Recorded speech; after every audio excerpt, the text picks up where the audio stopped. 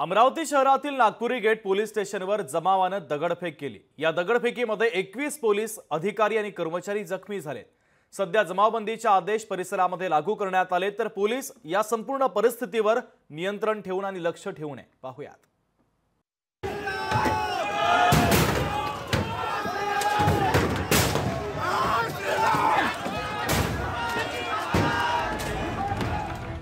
अमरावती शहरातील Nagpuri gate police स्टेशनमध्ये पडलेला हा दगडांचा खच बघा।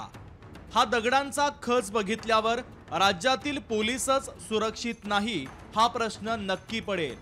कारण पोलीस स्टेशनवर जमाव चालून आला आणि पोलीस स्टेशनवर पोलिसांवर तुफान दगडफेक करण्यात आली।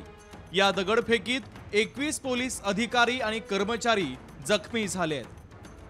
दबाव तंत्राचा वापर करून पोलीस स्टेशनवर चालून आले। जे पोलीस अधिकारी आणि कर्मचारी त्यांना समजून सांगत होते की इथून परत जा, त्यांच्यावर अचानक दगडफेक सुरू केली। अशाही परिस्थितीत आमचे डीसीपी, एसीपी आणि सर्व कर्मचाऱ्यांनी दगडफेकीमध्ये सुद्धा आपला संयम ठेवून सर्व मॉबला हँडल केला आणि त्यांना डिस्पर्स केलेलं आहे। अमरावती शहरात 13 नोव्हेंबरला मोठी दंगल झाली होती।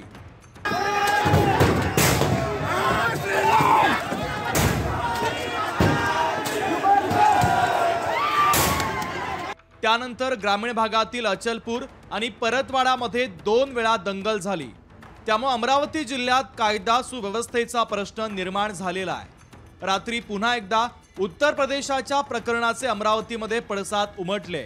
उत्तर प्रदेशच्या गाझियाबाद येथे स्वामी यती नरसिंहानंद यांनी वादग्रस्त वक्तव्य केलं होतं। त्यामुळे त्यांच्या विरोधात गुन्हे दाखल करून त्यांना अटक करण्याची मागणी करत हजारोंचा जमाव अमरावती शहरातील नागपुरी गेट पोलीस स्टेशनवर चालून आला। जमाव ऐकायला तयार नव्हता, म्हणून पोलिसांना बळाचा वापर करावा लागला।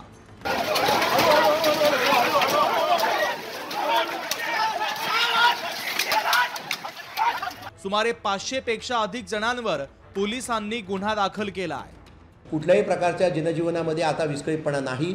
सगळ्या ठिकाणी योग्य ती शांतता प्रस्थापित करण्यात आलेली आहे। 27 जे आमच्याकडे नावं आहेत त्यांच्यावर आणि त्याचबरोबर एक 500 ते 700 लोकांच्यावर आम्ही गुन्हा दाखल करण्यात आलेला आहे। घडलेल्या संपूर्ण प्रकरणावर अमरावतीचे खासदार बळवंत वानखडे यांनी अमरावतीमधील नागरिकांना शांततेचं आवाहन केलं आहे।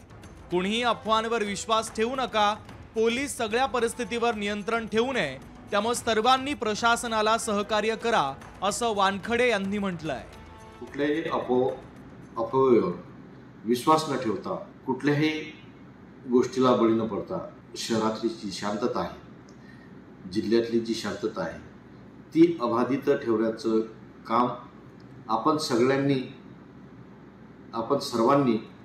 करणं गरजेचं आहे। अमरावतीमध्ये सध्या तणावपूर्ण शांतता आहे, मात्र एखाद्या गोष्टीचा विरोध करण्यासाठी जनतेच्या रक्षणकर्त्यांवर अशा प्रकारे हल्ले योग्य नाही आहेत। सूरज दहाटसह ब्युरो रिपोर्ट, अमरावती। लोकशाही मराठी ऐका, पहा, जागरूक रहा।